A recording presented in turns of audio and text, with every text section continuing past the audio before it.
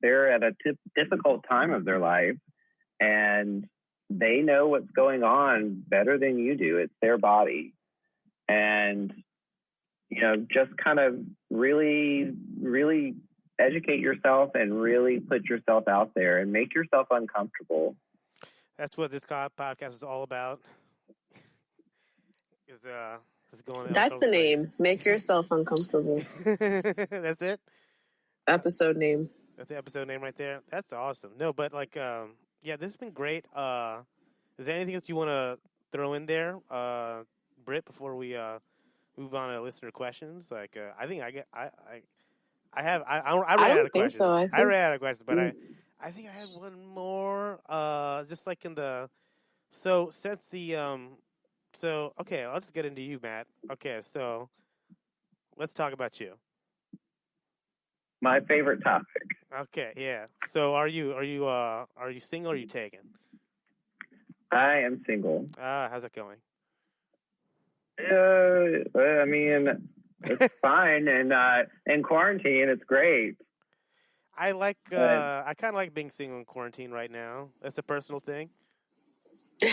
Yeah, I mean, I get more time to play video games and do nothing. Hell yeah! What games you been playing? Well, I just bought Paper Mario. That's been going pretty good. What? I've been trying to figure some things out myself. Just like in the whole pandem. I'm trying to figure out pandem. Yeah, I'm trying to figure out hashtag pandem. Yeah, I'm trying to figure out that digital love. I'm trying to figure out I don't know. The one thing I've liked about being in the pandemic and navigating around dating is because I don't care about it as much because I don't go out as much, and I don't have to. I feel a lot less pressed to impress if I'm out, if I see anybody anyway, and but I get little signals here, and then this Instagram thing. I mean, there's just been there's about one, maybe two ladies that just been very active on my page. I don't holler, I don't do anything, but I'm just like. What do you call active? What is active? Okay, let me throw it out there. You muted your thing so you can giggle at me. Anyways, but. No, I'm being respectful to our listeners because I am stuffing my face with lasagna right now. I hate hearing people chew. So, I know there has to be somebody else out there that hates hearing people chew. So I'm respecting you, one person that's like me. I mean, yeah, you got to check it. You ever checked it a mukbang? It's all chewing. Yeah, I was gonna say there's a lot of good ASMRs about chewing. There's some people love to listen to that. Oh yeah. There's people just their pants. That was this person. Anyways, but no, I'm not one of those people. Hearing other people chew makes me cringe. I love my boyfriend to fucking pieces, but I look at him like I want to strangle him when he chews too loud. Oh wow. He knows, and I feel bad, but it's just like I don't know. It's the back of my head. I'm just like, oh God, can't take chewing. Oh man. So. Okay. Yeah. Next time, next podcast, I'm bringing a sandwich. What's that? But okay. What is active? Okay. Yeah. I get a like per post. I get a good bit of thumbs up, and all over the Insta story. But also, I want to bring up one thing too, though. Is there a thing with being too comfortable being single? Because somebody told me the other day, she's like, why don't you go do it? I'm like, no. I'm like, they're like, why? I'm like, well, I've been in a very positive place for about a month and a half. And I've been very comfortable. Why would I disturb that comfort with a new person? That sounds like a lot. What do y'all think about that? That's true. That's how I felt. For a long time, I was just kind of I don't want to be naked in front of anyone new. It's a whole thing, I'm 30 and meeting people is the worst thing ever right now. I can't do it. I I mean, I don't play out as much anymore. It's a different vibe coming off stage playing music in a suit, you know, and being like, I play in the band. Then like right now that I'm like, I'm a fucking nobody Joe Schmo. I smell horrible. I've been working all day. Vibe. Yeah. Like anybody anything? I don't know. It's just it's something I told me. They're like, you can't. They're like, don't get too comfortable just where you're at. You got to be prepared for something to change. But I hate change. Life is always changing, so yes, I think you should be prepared for change. But I don't think there's necessarily anything wrong with being comfortable in your solitude. Thank you. Finally. No, somebody like it's like I feel like even when especially pre-pandemic, everybody's like, you got to get out there, you got to do something. You're single, you got to and fuck that. Why do you have to? And when shit shut down and like the government was like, you should avoid people. I was like, this is like the best thing that ever happened. Yep. We did cover that. I've been waiting this was for like this perfect day. for you.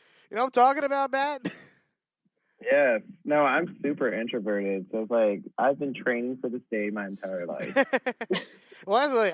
I mean, I don't want to call him bad. I know everybody has their own journey and everything, and like, but I hear a lot of I'm going stir crazy and cabin fever and all types of stuff. And they're like, do you know what I mean? I'm like, I have no idea. I quarantined for about a month and a half, and it was like, I wish I could do it again. I mean, I'm back out there in the workforce and everything. So. And, you know, that has its own fun. But, like, that month and a half, I mean, I just watched so much Law & Order. It's crazy. But things have updated. I want to give you just a quick anecdote before we get to listeners' questions. And we have a few. But, so, weed has been decriminalized.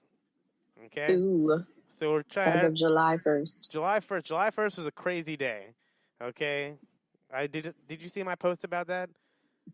So July 1st in Virginia and Richmond specifically, because Richmond's been a hot spot for all the stuff going on with the protests and everything. So July 1st, okay, let's back it up about a day or two. So a day or two before July 1st, the governor and Governor Northam and Mayor Stoney pretty much agreed, like, there's unrest in the city. There's been protests every day. There's still protests pretty much every day. But they're like, we got to get a statue down. And the only way to do this, there's too much paperwork to get to it. Let's throw the city in a state of emergency. If we do that, we get to go through different laws and go kind of around the paperwork. And July 1st, it went down. He said at 10 a.m. in the morning, I'm taking down this statue. And he went and did it. Same time. That was the same day that the eviction freeze came up. So there was a whole protest at John Marshall Court, and they kind of bum rushed the whole court. A bunch of protesters, and they got tear gassed by the cops. Which the cops is originally what we're supposed to be, fighting against. It's not about a statue. It's supposed to be about equality and all that stuff. But at the same time as people were probably getting tear gas, a monument came off, and I watched it on TV, and it was raining. It was like a movie. It was crazy. And that same day, like the weed got decriminalized, so it was pretty dope. Anyways, but I want to get into into some questions, some DMs. Okay, I got two. Let's see what we got. Okay, it's actually one of my best friends, Sean. He sent this to us. And I'm not gonna lie, I know the personal story. He's probably gonna listen to this, so hey, Sean. Anyways, but some girl just broke up with him, so he sent us a question. Wow. He said, "Why is it the guy's job to be serious about marriage when the girl doesn't even have a job or a plan? She's in such a hurry to have kids, and she's blaming me for not being committed. But guys don't want to marry some chick who might just be a flake and take the kids away." Okay, Sean. Here we go. I mean, he sent me this. I was like, okay, thumbs up, bro. Here we go. Okay, I think, Sean, you were hurt. I feel like you have a problem with rejection. I think this guy's broken up with more girls and he's been broken up with, and now he's having a reaction to it. You know what I'm talking about? That's definitely a thing. I've definitely, yeah. And not even just like a man thing. I feel like that's a people thing. When you're like not used honestly, I gotta say, and this is like, I think he's being kind of a diva because I think men are way more used to rejection than women. Period. I'm sorry. I've seen it. Do you agree, Matt? Yes. Sorry. I had to find the unmute button. Oh, yeah. So you agree? I would. Yeah, no. I mean, and I think when it comes, honestly, like, I can't go out right now. Even if things were even open right now without a pandemic around there, all over the place. I say around there like it's like, you know, vicinity. But no, I couldn't go out. But I definitely know some ladies just like they've gone out to lunch by themselves and gone back home.